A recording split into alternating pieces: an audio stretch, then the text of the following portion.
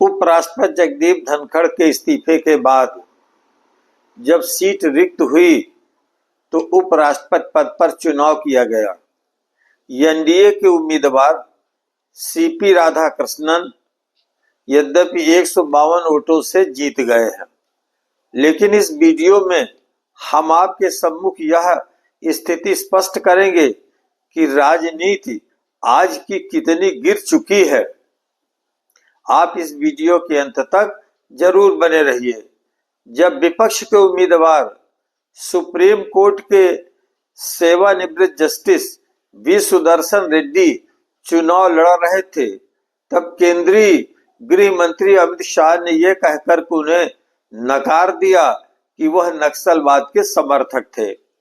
हुआ ये कि 2011 में सुप्रीम कोर्ट के सलवा जेडम मामले में एक छत्तीसगढ़ सरकार द्वारा सहायक फोर्स स्पेशल पुलिस ऑफिसर्स या एसपीओएस के माध्यम से चलाए जाने वाली मिलिशियन थी, जिसमें जनजाति युवाओं को शामिल किया जाता था।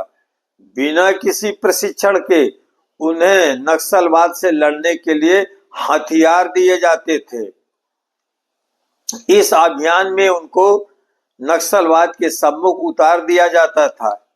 इस मामले में याचिकाकर्ताओं का यह दावा था कि स्पेशल पुलिस ऑफिसर के रूप में जनजाति युवाओं को हथियार के साथ तैनात करना, बिना प्रशिक्षण दिए मौत के मुंह में ढकेलना था, जो मानवाधिकारों एवं संविधान के मौलिक अधिकारों का उल्लंघन है।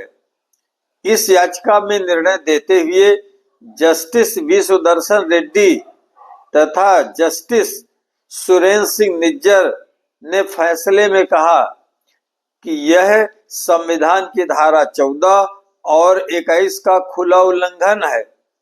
आर्टिकल 14 समानता का अधिकार तथा आर्टिकल 21 जीवन व प्रतिष्ठा प्रभावित होते हैं।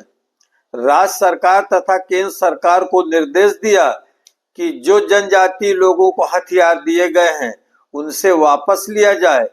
बिना प्रशिक्षण के हथियार देना संविधान विरोधी है और उनको सीधे वहां मृत्यु के मुख में ढकेलना है। शाह के नक्सलवाद समर्थन के बयान में राजनीति गर्म हो गई। विशेषज्ञों का मानना है कि सुप्रीम कोर्ट के किसी पूर्व जज पर इस प्रकार का आरोप लगाना ओछापन तथा अनुचित है। न्यायपालिका की प्रतिष्ठा को धूमिल करना है। राजनीतिक विश्लेषकों ने कहा, चुनावी राजनीति में कटाक्ष और बहस तो स्वाभाविक है, लेकिन आधारहीन और कठोर आरोप लोकतंत्र की मर्यादा को तोड़ते हैं। कांग्रेस और वाम दलों ने कहा कि सुप्रीम कोर्ट के पूर्व जज जिन्होंने जीवन भर कानून और संविधान की रक्षा की हो, उन्हें नक्सल समर्थक कहना भाजपा की हताशा को दर्शाता है। साफ है कि उपराष्ट्रपति का चुनाव इस बार सिर्फ सत्ता की जंग नहीं, बल्कि संवैधानिक मर्यादा, लोकतांत्रिक शालीनता और राजनीतिक भाषा के स्तर की भी परीक्षा बन चुका है।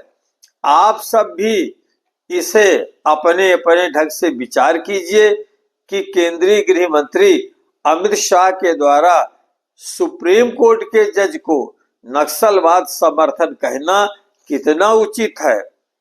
यदि हम सुप्रीम कोर्ट के किसी पूर्व जस्टिस पर इस प्रकार का आरोप लगाते हैं तो सुप्रीम कोर्ट की मर्यादा भी भंग होती है। उस समय जिस समय डिवीजन बेंच ने यह निर्णय दिया था तो केंद्रीय मंत्री अमित शाह के लिए दरवाजा खुले थे। उन्हें पूर्ण पीठ में जाना चाहिए था और वहां से फैसला लेते। सुप्रीम कोर्ट हमेशा कानून और संविधान के अनुसार ही निर्णय देता है। जो बातें अखबारों के पन्नों में नहीं होती, हम उन्हें यूट्यूब के माध्यम से आपके सम्मुख लाने का पूरा प्रयास करते हैं कि देश में क्या हो रहा है। तो बहुत बहुत धन्यवाद। यदि आपको यह वीडियो अच्छा लगे तो कृपया चैनल को सब्सक्राइब करके लाइक कीजिए। जय हिंद, जय भारत।